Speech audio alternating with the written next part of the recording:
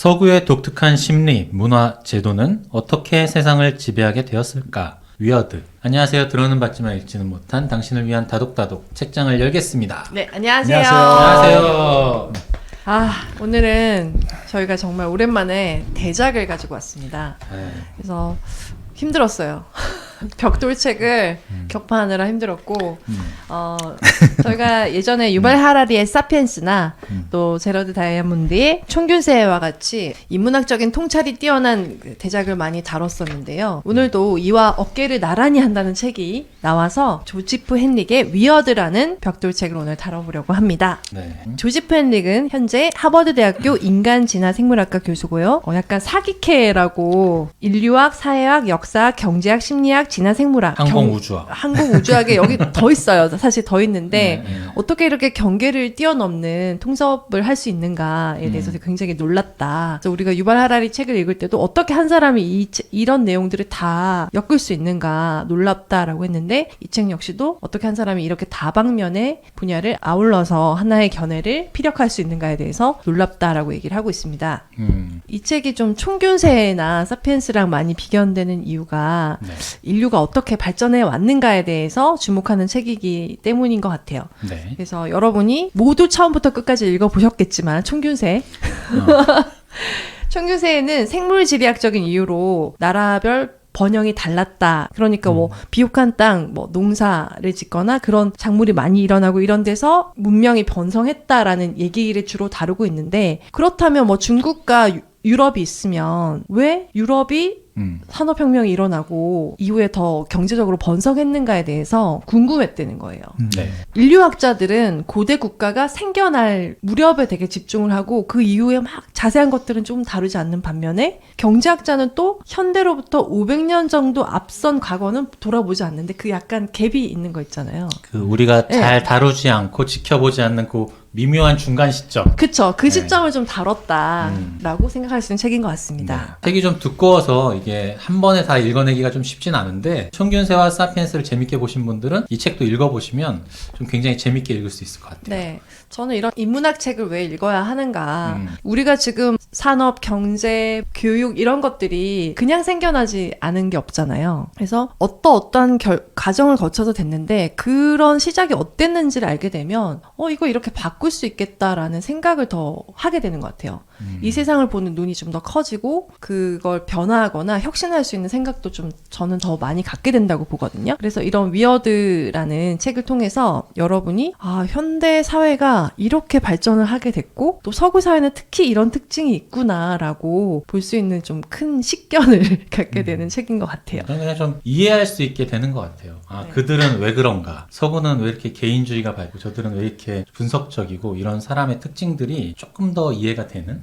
그래서 헨릭이 서구의 경제적 번영이 그러니까 총균세와 다른 지정학적인 위치뿐만 아니라 왜 서구는 특히 발전했는가에 대해서 생각을 해보니까 서양인들의 독특한 심리가 주요한 동인인 것 같다라고 연구를 하게 된 거예요. 그 특징을 위어드라고 특정 지었는데요. 영어로 weird 하면은 이상하다, 좀 괴이하다 이런 뜻을 담고 있는데 여기에 이제 학자님들이 잘 아시는 거 있죠.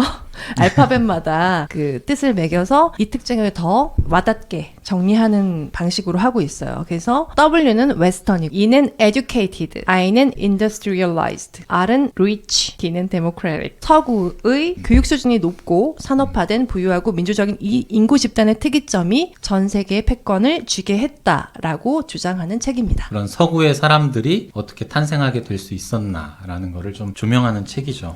네. 그래서 이 책의 토대가 있는데 아까 말씀드린 것처럼 첫 번째 토대는 지정학적으로 설명되지 않는 그 각 나라별 부흥의 이유가 있다. 근데 그거는 총균세에서도 주목하지 않은 시기 그리고 경제학자들은 최근의 것들만 연구하려고 하는데 그 사이 시기에 뭔가가 있었다라는 게 하나의 토대고요. 두 번째 토대는 미국에서 이렇게 사시다 보면은 굉장히 다양한 인종들이 함께 살잖아요. 그래서 동료 학자가 있는데 그의 와이프는 일본인이고 뭐 아니면 또 동료 학자가 있는데 또 시리아인이고 뭐 이런 식으로 굉장히 다양한 국가와 인종들이 모여서 공부나 이렇게 생활을 하게 되는데 얘기를 했을 때 위어드한 우리와는 굉장히 다른 생각을 하는 사람들이 있다.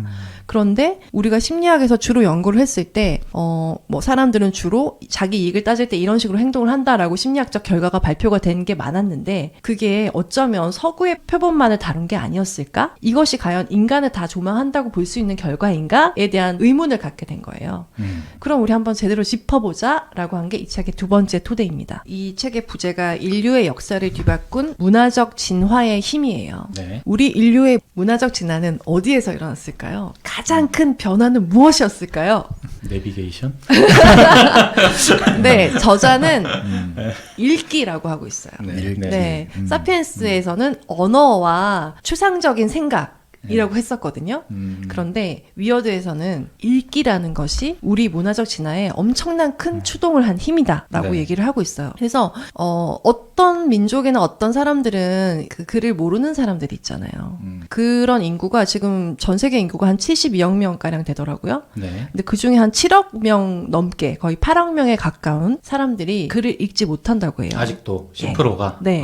그럼 꽤 많은 사람들이잖아요. 네. 근데 어쨌든 읽기를 하면요, 뇌 자체가 변화를 한다고 합니다. 그래서 뇌들보라는 게 있는데 우뇌와 자뇌를 연결시켜주는 그런 뇌들보도 굉장히 두꺼워지고, 그리고 뭐 언어를 한다거나 그리고 연상을 한다거나 기록을 한다거나 이런 것 자체가 아예 다른 사람이 되는 거예요. 그러니까 저희가 사실 인간이라는 같은 종족이지만 읽기를 하냐 안 하냐는 이건 완전히 다른 사람을 만드는 거예요.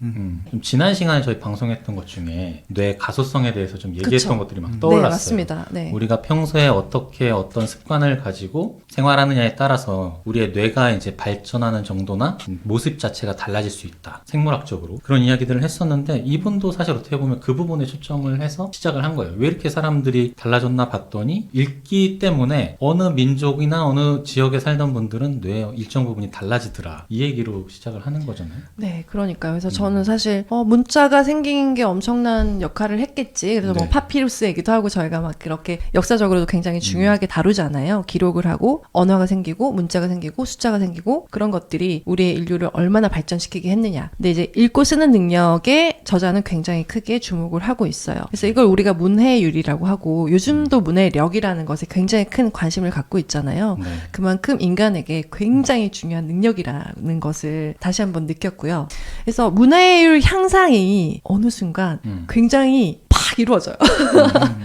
갑자기. 서구에서. 네, 서구에서. 왜 그랬을까 알아봤어요. 그러니까 16세기에 읽고 쓰는 능력이 서유럽 전역에 전염병처럼 퍼지기 시작했습니다.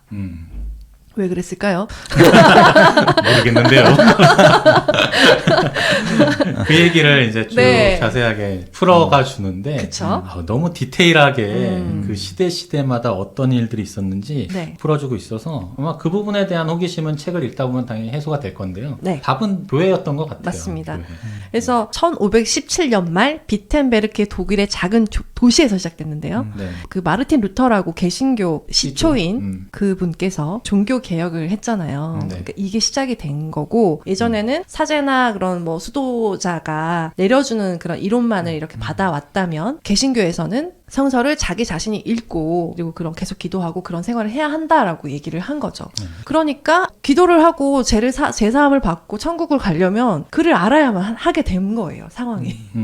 그렇게 되면서 교회를 만들고 교회에서는 아이들을 가르쳐야 한다. 왜냐하면 성서를 읽고 스스로 기도하기 위해서. 예, 그렇게 되면서 문해력이 굉장히 높아지는데 이제 이 책에서는 굉장히 자세하게 자료들을 여러 번 제시를 하고 있어요. 그래서 종교개혁이 일어난 그 장소에서 가까운 지역일수록 문해력이 높다거나 뭐 그런 자료들을 굉장히 많이 제시를 하고 있습니다.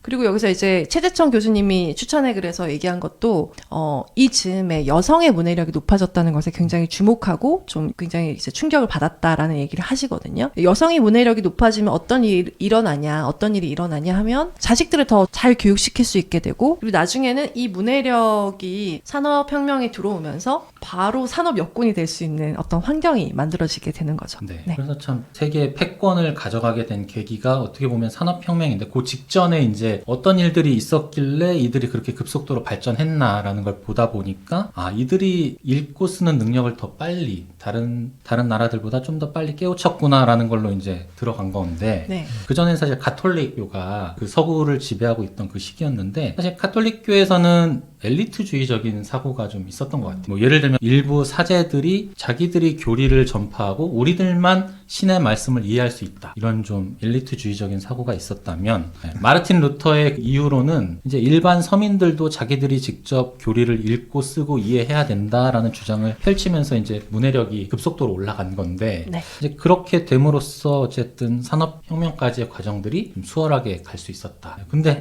가만 생각해 보면 종이의 발견도 중국 쪽이 먼저였고 그렇다는 얘기는 글이나 뭐 이런 것들도 사실은 중국 쪽이나 뭐 이런 아시아 쪽에서 먼저 시작된 거라고도 볼 수 있는데 왜 하필 서구가 더 빨리 발전은 됐을까? 그 지점이 조금 궁금해지긴 하더라고요. 그래서 생각해 보니까 이쪽은 시민들한테까지 그게 넘어가지 않은 거지. 일반 국민들한테까지 읽고 쓰는 능력들이 전파가 느렸다. 서구는 그게 교회의 종교의 영향 때문에 상대적으로 좀 빨라서 그렇게 된 거 아닌가? 그런 네. 생각도 좀 보면서 하게 되더라고요. 네. 그래서 예전에는 정말 라틴어로 뭐 이렇게 미사를 봤다면 이제는 각자의 언어로 다 뭐 네덜란드면 네덜란드어로 다 번역을 해서 나의 오직 성경으로 네. 이제 정말 성경을 생활처럼 매일 읽고 기도하고 그렇게 바뀐 거죠. 다음으로 넘어가서요. 파트 1은 인간의 심리와 사회 진화론에 대해서 얘기를 하고 있는데요. 첫 번째로 이제 위어드라는 사람들은 어떤 사람인가에 대해서 얘기를 하고 있습니다. 네. 그래서 그 챕터 1은 이상할 만큼 개인적이고 분석적인 사람들이라고 위어드를 정의하고 있는데요. 위어드의 특징은 심리적으로 독특할 수 있다. 아까 말씀드린 대로 서구의 교육 수준이 높고 산업화된 부유하고 민주적인 사회에서 자란 사람. 책에서는 위어드는 이렇게 소개를 하고 있어요. 네. 대단히 개인주의적이고 자신의 생각에 사로잡혀 있으며 통제지향적이고 일반적인 관행을 따르지 않으며 분석적이다. 그리고 자신의 믿음이나 관찰, 뭐 신호랑 상충될 때면 좀처럼 남의 말을 듣지 않는다. 그러니까 자기 주관이 되게 강하다는 거고. 그렇죠. 네. 그리고 인내심이 많고 되게 부지런히 일한다. 그리고 감정적으로 봤을 때 그들이 속한 문화에서 뭔가 장려되는 거. 그러니까 그 문화적으로 사람들이 다 따르고 있는 것들이 만약에 자신이 세운 기준과 맞지 않으면 따르지 않는다. 그쵸. 그런 성향을 갖고 네. 있다. 이런 건 좀 한국인들하고 좀 다른 특성을 갖고 있는 거죠. 근데 이제 그게 네. 최근에 와서 저희 MZ세대도 있잖아요. 그쵸. MZ세대 성향가 거의 다 맞지 않아요? 맞아요. 그게 되게 신기했었어요. 그게 진짜 사회가 더 위어드해지면서 음. 기존의 세대들과 달라진 개념 때문에 좀 갈등을 빚고 있는 것 같아요. 네, 네. 그래서 또 재밌는 거는 수치심과 죄책감에 대한 건데요. 네. 그러니까 우리는 옛날에는 체면을 중시했잖아요. 그러니까 맞아요. 위어드하지 않은 사람들은 아니 우리 사회에서 나를 어떻게 볼까? 이렇게 됐을 때 뭐 이런 집안에 이런 일이 일어났을 때 다른 사람들이 우리 집안을 어떻게 보겠어? 뭐 이런 식으로 수치심을 주로 느껴서 잘해야지라고 생각을 했다면 위어드한 사람들은 주로 죄책감을 느낀다는 겁니다. 그래서 내가 지금 운동을 하러 가지 않았네? 내 기준에 나는 오늘 1시간 운동하기로 했는데 뭐 20분밖에 못했어. 죄책감이 느껴지네? 라는 것이 위어드의 특징이라고 해요. 네. 네. 그러니까 딱 보면 진짜 극명하게 다르구나라는 거를 그런 특징들을 보면 좀 느끼게 되는 것 같아요. 사실 한국에서 자란 분들은 주변 사람들이 나를 어떻게 볼까를 굉장히 많이 신경을 쓴다면 이 위어드한 그 서구의 특징들은 그냥 그러거나 말거나 내가 내세운 기준에 미달하는 게 좀 죄책감을 가질 뿐이지 주변의 시선은 크게 신경 쓰지 않는다. 네. 이게 좀 굉장히 큰 차이점인 것 같더라고요. 이 차이점은 왜 만들어졌을까에 대해서 쭉 밝히는 것이 이 책의 주요 내용입니다. 그러니까요. 그래서 우리가 위어드한 사람인가 아닌가라고 실험을 해봤는데 이거 어떻게 하냐. 네. 이제 나는 이렇게 블랭크다. 나는 이렇게 밑줄이다 했을 때 이 빈칸을 채워라. 어디 가서 나를 소개할 때 어떤 식으로 소개하는지 좀 보자. 라고 여러 정말 다 민족 다 인종에게 여러 나라의 사람들에게 물어봤어요. 그랬는데 위어드한 사람들은 나는 어떤 특성이다. 뭐 나는 이런 사람이다라고 자기 스스로에 대해서 밝히는 반면에 위어드하지 않은 문화권에 속하는 사람일수록 자신보다는 관계에서의 나 를 누구누구 얘기를 했다는 아빠. 거예요. 예, 누구누구 아빠, 누구누구의 엄마, 어떤 사회에서 추장이다, 뭐 이런 식으로 예, 관계에서의 나를 얘기를 했다는 거죠. 네, 네. 그리고 또 재밌는 실험들이 많은데 네, 저는 그 중에 좀 기억났던 실험 하나는 그거예요. 탑승자의 딜레마 실험. 이것도 정말 위어드한 사회와 그렇지 않은 사회의 극명한 차이를 좀 불러오는 것 같은데 이게 어떤 실험이냐면 이런 거죠. 이제 동승자 2명이서 차를 타고 갔어요. 근데 차가 사고가 났어. 근데 운전자의 실수로 차가 사고가 난 거예요. 근데 둘은 절친인 거지. 그랬을 때 이 절친이었던 조수석에 타고 있던 이 사람이 운전자가 잘못했다고 이걸 정확하게 밝힐 거냐, 그렇지 않을 거냐, 이런 실험이었던 거예요. 근데 위어드한 사회에서는 이 동승자가 운전자가 잘못했다라고 증언을 할 확률이 굉장히 높았다고요. 그런 빈도도 높았고, 근데 위어드하지 않다고 판단되는 그런 지역이나 사회에서는 아니다. 이 친구 잘못 없었다. 뒤에서 잘못해서 받은 거다. 이런 식으로 지인을 감싸는 행동을 굉장히 많이 했다는 거죠. 네. 이게 좀 극명하게 달린다. 특히 한국은 후자 쪽이 굉장히 압도적으로 높았고 네. 서구 유럽 이쪽은 굉장히 전자의 케이스가 많았다. 잘못했습니다. 운전자가. 라고 얘기하는 경우가 많았다. 네. 그리고 이제 동승자는 사실 죄가 없잖아요. 옆에 탄 거 말고는 죄가 없는데 거짓말을 해주길 바랄 때 변호사가 여보시게 당신이 속도 위반만 안 했다는 걸 얘기해주면은 친구는 벌을 받지 않을 거다. 그럼 얘기를 해주겠나? 이렇게 했을 때 한국인 같은 경우에는 내 친구니까 해주겠지라고 기대를 하는 반면에 네. 위어드한 사람들은 내가 잘못했으니까 저 사람한테 그걸 바래서는 안 돼. 혹은 말해주지 않을 거라는 거 알아. 라고 생각을 하는 게 다르다는 거죠. 네. 우리는 당연히 야 친구니까 좀 해줘야지 라고 생각을 하겠지만 그리고 막 고자질하면 배신감 느끼고 네가 어떻게 나한테 그럴 수 있어 이렇게 생각하는데 네. 그렇지 않고 그런 걸 기대조차 안 하고 그리고 상대방도 그렇게 정직하게 얘기하는 거를 당연하게 생각한다. 네. 근데 이런 사고는 도대체 어디서 왔을까요? 정말 가만 생각해 보면 이 한국적인 사회에서 살아서 계속 커온 저로서는 저도 사실 되게 친한 분, 예를 들어 빠쇼님하고 저하고 운전하는데 빠쇼님이 운전하다 사고 나면 이렇게 잘못하셨더라도 아니요 저희 문제 없었는데 뒤에서 잘못했다니까요. 이렇게 감싸 주려고 하는 심리가 좀 강한데 우리가 남이가 뭐 몰라 하여튼 그런 식의 심리 활동이 자연스럽거든요. 근데 서구에서는 그렇지 않다는 것도 사실 되게 좀 신기한 면인 것 같아요. 어떻게 그렇게 사고방식이 다를 수 있을까? 근데 저희가 요즘에 공정, 공평에 대한 그런 이슈가 굉장히 큰 것도 네. 사실 어떤 경우에는 제가 왜 거짓말을 굳이 해야 하죠? 죄송하지만 저는 사실대로밖에 말씀을 네. 못할 것 같아요.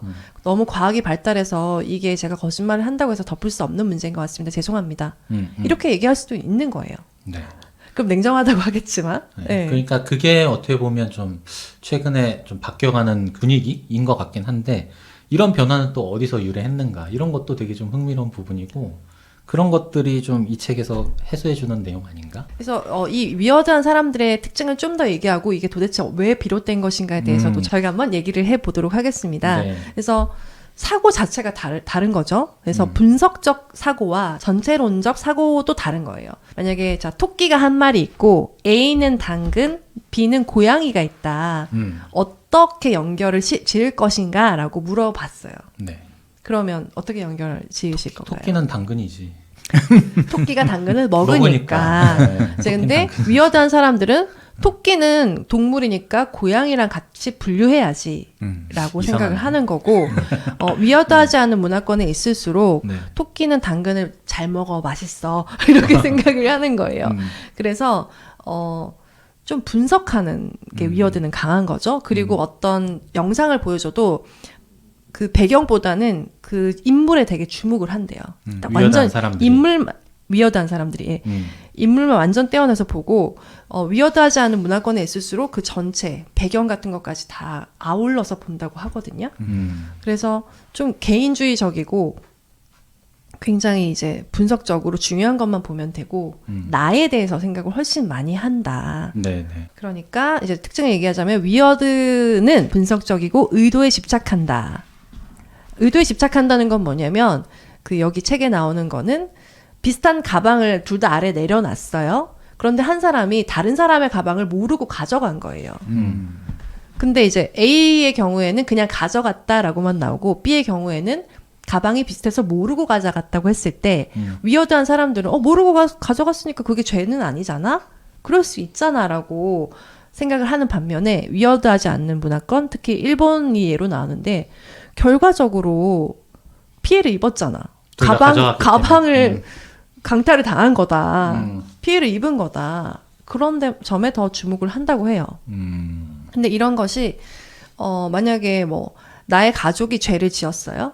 그럼 위어드한 사람은 내 가족이 죄를 지은 거지 나와는 상관이 있는 것이 아니다라고 생각하는 반면에 위어드하지 않은 문화권에 있는 사람들은 세상 부끄러워서 내가 어떻게 살지? 내 가족이 죄를 짓다니 나는 그 죄 지은 죄인의 가족이야 라고 굉장히 수치스러워한다는 거죠. 그렇기 때문에 그런 결과적인 것들에 대해서 더 예민하다라고 얘기를 할 수 있는 겁니다. 예전에 네. 미국에서 총기 사고가 있었잖아요. 네. 그러니까 이제 한국인인데, 그러니까 어떻게 보면 이제 이민이 갔기 때문에 미국인이 된 사람인데, 그 고등학생이 총으로 그 학교에 있는 사람들을 죽였잖아요. 그때 그 반응이 딱 요 상황인데, 그 미국 사람인 거잖아요. 근데 한국 대사관에서 사과를 한 거예요. 죄송하다고. 그러니까 이제 미국 입장에서는 당신들이 왜 사과를 하느냐, 미국 국민인데 우리가 잘못한 건데. 그렇죠. 그렇게 반응을 했던 그렇죠. 사건이 있었거든요. 그러니까요. 그게 딱 요 상황을 표현해 주는 네. 것 같아요. 그래서 사실 저는 위어드의 특징을 읽었을 때 내 특징인데 라고 생각을 했는데 또 그것만은 아니다. 그러니까 저자도 위어드한 사람, 위어드하지 않은 사람들을 막 완전히 구분지을 수도 없는 일이고 위어드하다라고 이렇게 엮을 수 있는 국가 안에서도 굉장히 다른 편차가 발생을 하고 이거를 뭐 어떤 사람이 옳다, 그르다, 위어드한 사람들이 뭐 경제 발전했기 때문에 좋다 이런 식으로 얘기하기 위해서 이 책을 쓴 것은 아니라고 밝히고 있습니다. 띠지에는 서구의 독특한 심리 문화 제도는 어떻게 세상을 지배하게 되었을까라는 질문으로 해서 사실 어떻게 보면 서구의 그 우월한 문화는 어떻게 만들어졌는가라는 호기심으로 시작하는 책이긴 한데 작가의 의도와는 살짝 좀 차이는 있다. 그러면 그런 서구의 그 독특한 위어드한 심리가 어떻게 생겨난 건가? 네. 그래서 이 저자는 이들의 특징은 어디에서 나타난 것인가를 정말 이제 그대로부터 파 들어가기 시작합니다. 그래서 정말 지금 현재는 모두가 거의 국가가 있고 또 정말 정치, 경제, 사회들이 다 발전을 한 상태고 그런 것들을 사람들이 다 볼 수 있어서 문명이 없는 국가는 거의 없는 상태이잖아요. 네. 근데 이제 이전에 좀 더 옛날부터 아주 소수 민족이라거나 뭐 파푸아뉴기니, 뭐 뉴기니에 사는 그런 수렵 사회 같은. 그런 사회가 아직 남아 있는 특징이 좀 남아 있는 그런 데를 들어가서 연구를 한 문헌도 굉장히 많이 참고를 하고요. 스스로도 직접 그런 지역에 가서 경험도 하고 하시더라고요. 그래서 먼저 이제 시족 사회부터 가야 합니다. 그래서 시족 사회부터 가자면은 옛날에는 정말 이렇게 작은 가족들이 이렇게 시족을 이루어서 살았고 그게 이제 커봤자 300명 정도로 이렇게 이루면서 살았대요. 그런데 어떤 시족이 2,500명이 넘는 집단이 있었대요. 그래서 어떻게 이렇게 된 거지? 봤더니 이 공동체는 의례가 더 특별했던 거예요. 뭐 성인식이라거나 그런 것들이 되게 달랐고 점점 큰 인구 집단이 되어가는 과정에 종교의 생성이 만들어지는 거예요. 네. 그런데 각 문명별로 여러 종교가 생겨났겠지만 네. 위어드한 사람들이 생겨난 종교는 프로테스탄티즘, 개신교였다. 네. 그럼 개신교는 무엇이 달랐나? 개신교는 일단 시족 사회를 그들의 그런 조밀한 어떤 사회적인 가족들을 좀 해체시켰어요. 네. 왜냐? 친족 간에 결혼을 못하게 했습니다. 그러니까 예전에는 너무 가까운 가족들은 서로 결혼을 하지 않았지만 네. 조금 멀면은 서로 좀 권장을 하고 뭐 지금의 사촌 정도면 결혼을 허용했고 그런 것들도 책에 되게 상세하게 나와 있는데 시대별로 조금만 멀면은 거의 지금 우리 정략 결혼을 하듯이 좀 그런 식으로 결혼을 많이 했어요. 교회는 그런 것들을 허락하지 않았습니다.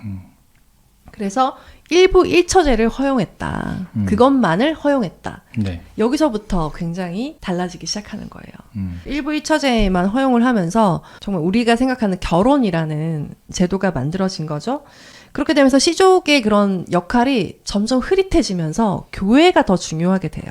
그러니까 친족 간의 그런 관계, 나는 네, 이 부족에서 이런 역할이고 이걸 맡아서 하고 있고 이런 게 되게 중요했는데 이제 그런 것들을 허락하지 않는 사회가 되다 보니까 정말 남편이 있고 아내가 있고 자식이 있는 그런 작은 가족 단위가 더 중요하게 되는 거죠. 현대의 모습처럼 바뀌어 나가는 겁니다. 그렇죠. 네. 그렇게 되면서 종교의 힘은 더 커지고 그런 종교가 정해주는 그런 생각들이 더 공고해지게 되는 거죠. 네. 개신교의 그 가르침이 그렇게 되면서 위어드한 특징이 나오게 되었다. 네. 그래서 서구에 부유하고 교육 수준이 높고 민주적이고 산업화된 그런 위어드한 특징이 더 드러나게 됐다.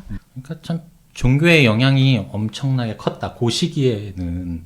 그래서 사람들이 종교를 알기 위해서 뭐 글도 읽고 그러면서 뇌 구조 자체도 바뀌고 우리 심리 상태도 이제 종교에서 제시하는 그런 규율들이나 규범을 지켜야 됐으니까 뭐 단적으로 일부 일처제라던가 인척 간의 결혼을 금지했다거나 또 뭐 개인 소유를 뭐 인정했다거나 이런 것들이 개신교가 들어가면서 그 나라에 퍼진 어떤 문화 중에 하나일 건데 그로 인해서 사람들의 심리들이 굉장히 큰 변화가 일어났고 그게 계속 지금까지 남아 있어서 그 위어드한 사회들이 이어지고 있다. 그렇게 보면 되지 않을까 싶고 그럼 좀 궁금해지는 거는 이제 그런 심리 상태가 된 건 알았는데 그게 또 그 심리로 인해서 서구가 발달을 어떻게 했는가는 또 다른 얘기인 것 같아서 그건 또 어떤 식으로 진행이 된 건가 좀 궁금해지는 부분이 있거든요. 이 얘기를 좀 2부에 좀 나눠보면 좋을 것 같습니다. 네.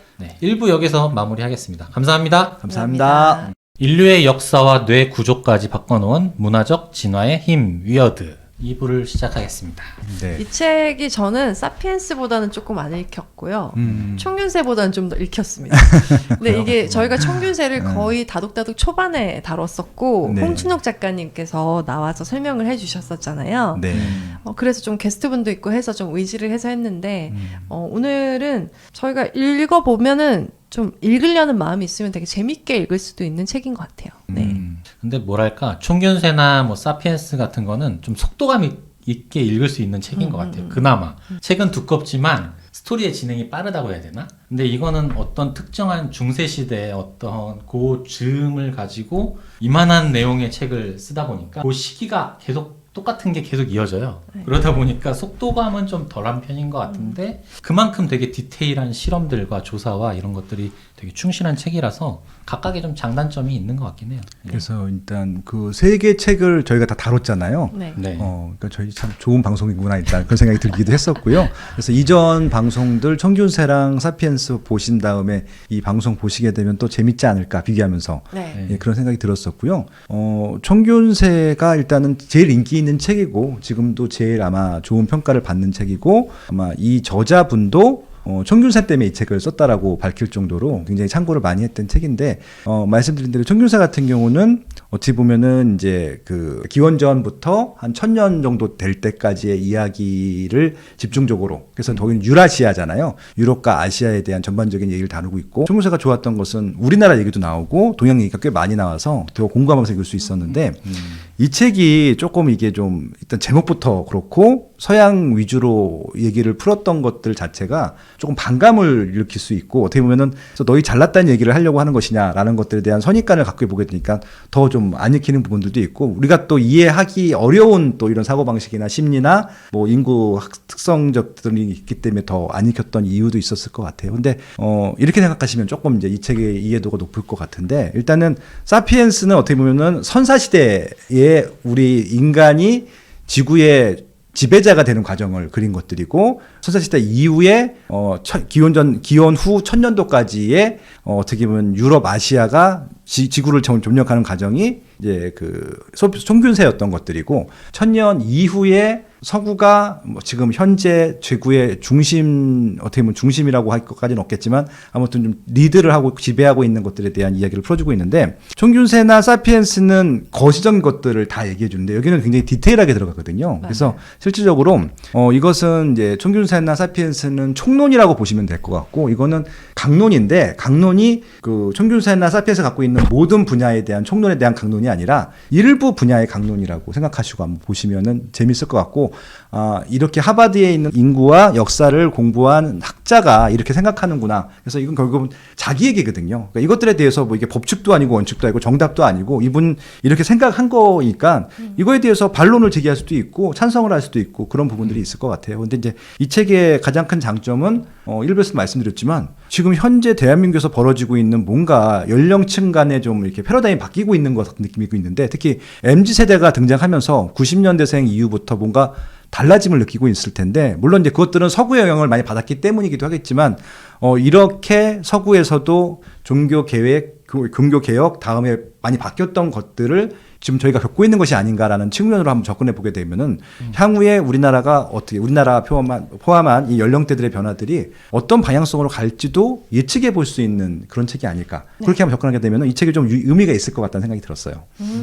네. 예. 그래서 저희 1부 마지막에 그러면 이런 서구의 위어드한 심리가 개신교의 영향으로 강력하게 형성이 됐다까지를 좀 얘기를 했는데, 그럼 도대체 그 다음에 산업혁명까지 그들의 그 발전 과정은 어떻게 되는가, 어떻게 그렇게 빠르게 발전을 할 수 있었는가, 이야기도 좀 나눠보면 좋을 것 같습니다. 그래서 549페이지에 이런 말이 나옵니다. 인간 종이 성공을 거둔 비밀은 우리의 원초적인 지성이나 추론 능력이 아니라 우리 주변에 있는 이들로부터 배우고 배운 것을 사회적 연결망을 통해 외부와 미래 세대로 퍼뜨리는 역량에 있다. 그래서 서구 사회가 왜 특히 발전했는가, 산업혁명이 왜 서구에서 일어났는가, 이런 것들이 배우기 더 좋았다. 근데 그게 왜 그러냐? 시족사회에서는 배울 수 있는, 그러니까 여기서 제일 뭐 그릇 잘 만드는 사람, 여기서 제일 무기 잘 만드는 사람, 아니면 여기서 제일 종이 잘 만드는 사람, 우리 동네예요.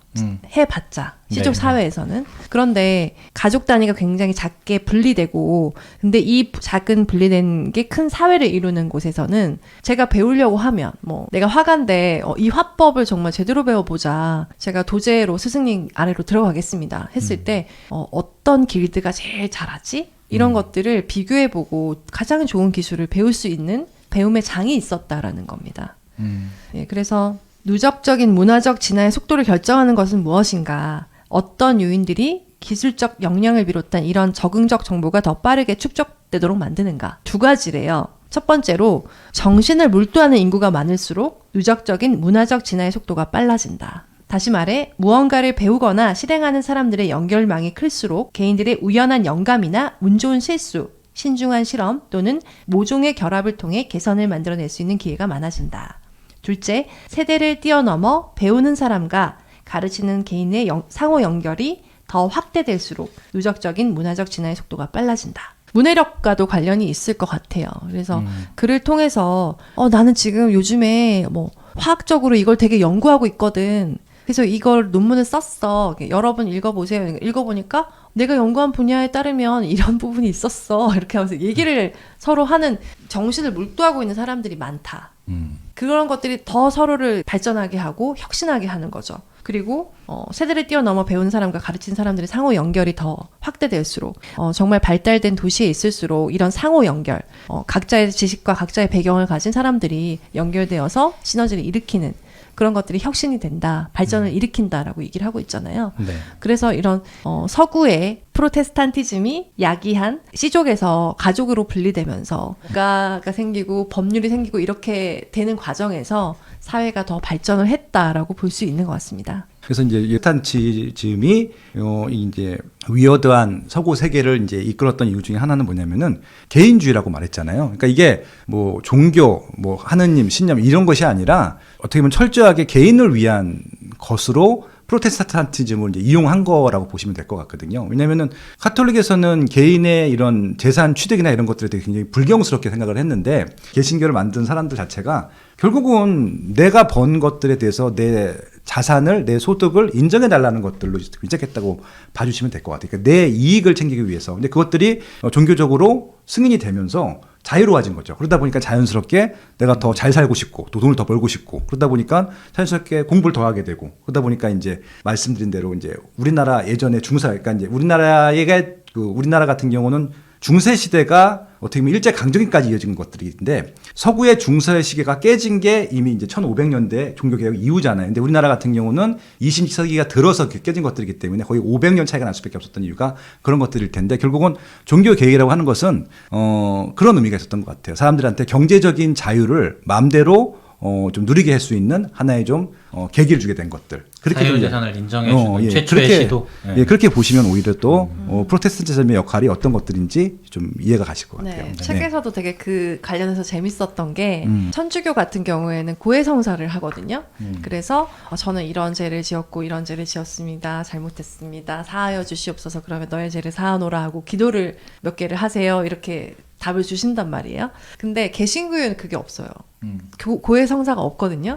그러면 여러분은 다른 사람에게 가서 더 선행을 베풀거나 재산을 베풀어라 라고 얘기를 하면서 이제 더 사회적으로 베풀어라라는 메시지를 준다고 합니다. 저는 그 포인트가 되게 재밌더라고요. 네. 프로테스탄티즘이 퍼져나가면서 이제 개인들, 서민들, 시민들도 자기의 사유재산을 인정받기 시작하면서 어떻게 보면 욕심이 발전을 불러온 거다라고 볼 수도 있을 것 같긴 하네요. 네. 그게 이제 시기적으로 훨씬 동아시아나 이쪽보다 훨씬 빨랐던 서구의 그 발전 속도가 지금의 차이를 좀 가져왔다라고 볼 수도 있을 것 같고요. 아무튼 서구의 그런 심리 문화 제도가 세상을 어떻게 지배하게 됐는가에 대한 이야기를 저희가 좀 나눠봤고, 그러면 사실은 이 책을 읽으면서 저는 좀 이런 질문들을 같이 나눠보면 좋겠다는 생각을 했는데, 네. 그래서 이 책을 읽었을 때 우리가 얻을 수 있는 뭐 가치라던가 아니면 뭐 깨달음은 뭐가 있을까? 이런 이야기들을 좀 해보면 좋지 않을까.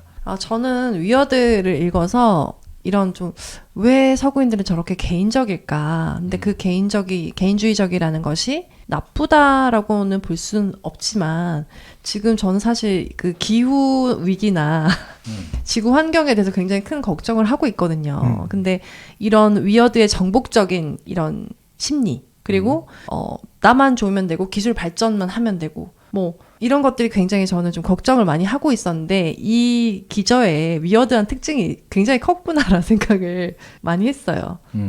그래서 위어드라는 책을 읽으면서 이 사람들의 어떤 심리나 역사를 알게 돼서 굉장히 좋았고, 저도 이 세상에 대한 좀 시각을 되게 다양하게 가질 수 있어서 좋았지만 이제 위어드 이상의 것이 필요하다라는 생각을 저는 굉장히 많이 했어요.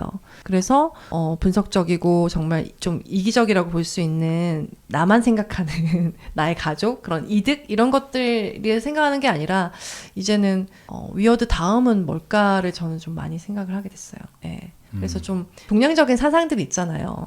우리가 함께 살아야 하고, 그러니까 어떻게 보면 꼰대들이 체면만 중시하네. 막 야, 우리 부서가 이러면 어떻게 되겠어? 사장님 보면 어떻게 하겠냔 말이야. 이런 것도 사실은 체면. 그리고 위어드하지 않은, 개인주의적이지 않은 그런 관계 속에서 나를 생각하는 것들에 대해서 우리가 되게 터부시하는 경향이 커지고 있는데, 그런 게 아니라 어떤 관계 속, 자연과 나의 관계 속에서 에 대해서 생각을 많이 해봐야 되는데, 그런 것들에 대해서 너무 생각하지 않고 더 잘 사는 법만 생각을 하다 보니까 이 위어드의 생각이, 위어드한 생각을 가지니까 모두가 잘 사네, 나도 이렇게 따라해야지라고 너도 나도 따라하게 돼서 이 특이한 사상이 이렇게 퍼져 나간 것 같거든요, 전 세계적으로. 그래서 저는 그 다음에 대해서 좀 생각을 많이 해봤으면 좋겠다는 생각했습니다. 동양의 문화도 사실은 많이 좀 전파됐고, 서구의 그런 위어드한 사고도 동양으로 많이 흘러 들어왔고, 그래서 네. 지금은 좀 전 세계가 어느 정도 믹스돼 있는 것 같기도 해요. 근데 네. 다만 아직도 여전히 서구에는 이런 위어드한 사고방식이 훨씬 더 우세한 것 같고, 동양이 되려 그 영향을 지금까지는 되게 많이 받아온 것 같은데, 네. 이제 좀 더 시간이 지나고 나면 아무래도 좀 로사님이 말씀하신 그 자연 환경의 파괴나 이런 것들도 굉장히 경각심을 가지고 있잖아요. 그런 것들 보면서도 어떤 식으로 우리가 살아가야 될지, 어떤 식으로 사고하는 게 맞을지에 대한 고민이 계속 이루어질 것 같고, 그러다 보면 또 되려 반대로 우리의 동양의 어떤 뭐 자연 친화적인 뭐 이런 사고 방식들이 또 서구로 또 넘어갈 수도 있을 것 같기도 하고. 그리고 또 제가 생각한 게 뭐냐면, 김구 선생님은 정말 위대하신 분이구나 생각했던 게 뭐냐면 김구 선생님은 오직 문화의 힘을 갖고 싶다. 우리 민족이 다른 어떤 것이 아닌 오직 문화의 힘을 갖고 싶다라고 하셨어요. 근데 이 문화라는 게 저는 그냥 뭐 노래하고 춤추고 글 쓰고 뭐 영화 보고 이런 것이 문화라고 생각했는데, 문화라는 것은 우리를 생물학적으로도 바꿀 수 있는 엄청난 거구나라는 것을 이 책을 보고 굉장히 크게 느꼈습니다. 그래서 이 문화라는 것은 우리의 정말 근원부터 우리가 이렇게 표현되는 모든 것까지 다 바꿀 수 있는 거구나. 그래서 우리 문화가 특히 요즘에 좀 화제를 얻고 있잖아요. 많은 분들의 사랑을 받고 있고, 이런 것들이 우리나라 뭐 이게 뜨거워지는 어떤 트렌드 중에 하나일까라고 생각이 들기도 하지만 이게 굉장히 엄청난 거구나라는 거를 또 새삼 느끼게 하는 책이었어요. 저는 이 책을 보면서 가장 재밌게 느꼈던 것은 뭐 이런 개인주의적인 것들이나 문화적인 것들도 이해를 했지만 결국은 이게 문맹을 없앤 것들, 문맹률을 낮춘 거잖아요. 그래서 이제 이런 문해력이라고 하는 것들이 문화와 사람과 이런 나라의 발전과 여러 가지 인간 행복들을 어떻게 바꾸는지를 충분히 공감할 수 있었고 그것들을 어떻게 보면 여러 가지 실험과 이런 역사적인 뭐 자료들을 가지고 증명한 책이라고 생각을 했어요. 그래서 실질적으로 그런 측면에서 보게 되면은 저는 대한민국이라는 나라가 굉장히 가능성이 많고 앞으로도 충분히 좀 더 발전할 수 있는 여지가 있다고 할 수 있는 것들이 한글이 있어서 그렇다고 생각을 하고 있거든요. 그래서 굉장히 단기간에, 그러니까 이제 예를 들어서 이 서양 같은 경우는 이미 2500년도부터 거의 한 700년 가까이 이렇게 왔던 발전 방법이 지금 모습일 텐데 한국은 100년도 안 됐어요. 그건 맞아요. 분명히 문해력의 차이라고 생각하고 있고 우리가 그만큼 어떻게 보면 좀 집중적으로 발전할 수 있는 그런 잠재 능력은 있다고 생각하고 있고요. 그래서 저는 뭐 이게 좀 굉장히 뭐 국뽕이긴 하지만 대한민국의 미래가 기대가 되고요. 분명히 서양에도 영향을 줄 수 있을 만한 그런 좀 문화적인 영향을 줄 수 있을 것 같다. 그런 생각을 해보기도 했었습니다. 또 제가 사피엔스를 읽을 때 정말 제가 재밌게 읽었었거든요. 근데 우리들이 어떻게 표준 시간을 가지게 됐을까? 뭐 이런 거 있잖아요. 굉장히 소소하지만 궁금했던 거. 그리고 아이가 물어봐요. 엄마, 인간은 왜 이렇게 하는 거예요? 뭐 이렇게 물어보면은 답을 모르겠다는 생각이 들 때가 많았거든요. 그런데 이런 책들을 많이 읽다 보면 엄마, 왜 사람들은 결혼을 하기 시작했어요? 그러면 이 책을 읽고 생각을 해봤으니까 결혼을 왜 하게 됐을까? 이렇게 하면서 좀 얘기를 할 수가 있다는 거예요. 근데 그냥 우리는 뭐 나이 됐으니까 결혼하고 이제는 그런 생각이 좀 달라지기도 하고 뭐 이런 식으로 아는 게 아니라 왜 인류는 결혼을 하게 됐을까? 그것이 뭐 저는 사실은 이전에 어떻게 생각했냐면 그냥 국가 단위에서 그런 뭐 세금을 걷거나 어떤 관리하기 쉽기 위해서 가족에 대해서 규정하고 그 관리하려고 나는 만들었다라고 생각했거든요. 결혼에 대한 어떤 법적 제도. 근데 이것이 어디서부터 나왔는가 그런 것들을 상세하게 알 수 있어서 너무 재밌었고요. 그리고 뭐 시족의 어떤 문화들은 어떻게 만들었는가 이런 것들도 개인이 자 지금부터 법을 만들겠습니다 하고 만든 게 아니었더라고요. 그래서 만약에 독화사를 만드는 법 그런 것들도 역사적으로 계속 이어져 온 거예요. 그래서 그 마을에 어떤 사냥꾼이 독화사를 만드는데 그거 한번 맞으면 정말 버팔로도 그냥 쓰러지더라? 이렇게 얘기를 하면 그걸 배우러 가는 거예요. 근데 왜 굳이 썩은 뭐 원숭이의 사체에다 이 독을 넣어서 발효를 시켜야 되나요? 사냥꾼한테 물어보면 몰라. 우리 조상에게 난 그렇게 배웠나. 이렇게 얘기를 하는 거예요. 근데 이런 것들이 너무 신기하더라고요. 어떤 거냐면 문화적으로 그냥 받아서 하는 건데 이것에서 조금만 빼면 달라져요. 레시피가. 그러면서 성능이 없어지는 거예요. 그리고 왜 아빠와 결혼하면 안 되나요? 딸이 물었어요.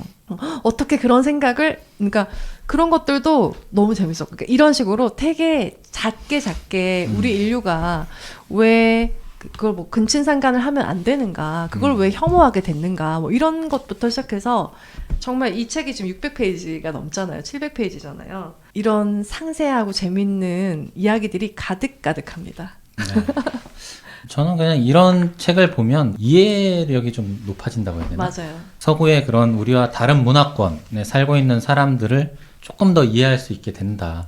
아, 그들은 그런 환경에서 자라왔고 그런 문화를 어떤 연유로 가지게 됐고 계속 그렇게 커왔으니까 저런 생각을 하는구나라는 걸 조금 더 이해하게 되는 그런 것 같아요. 그리고 우리가 지금 그 세대 갈등이 되게 심하잖아요. 어떻게 보면 MZ와 그 기성 세대들 간의 갈등도 MZ들은 이런 문화들을 좀 어려서부터 자라면서부터 많이 접해왔고 가만 생각해보면 우리 기성세대들 그냥 제 나이 때 40대를 생각해보면 우리 때는 스마트폰도 없었어요. 어렸을 때 클 때. 삐삐도 우리가 중고등학생 돼서야 나왔단 말이에요. 그러니까 그런 시절에는 이제 가족과 학교 뭐 방송 요 정도가 내가 알고 있는 세상의 전부였는데 지금 태어나서 자라는 아이들은 글로벌 세대니까 그러니까 우리가 접한 환경과 문화와 이런 것들이 질적으로 다르고 완전히 다양한 세계들을 다 접하고 다양한 문화들을 접하면서 살아온 아이들이 우리랑 사고방식이 당연히 다를 수밖에 없겠다. 그런 좀 이해도 좀 하게 되는 것 같고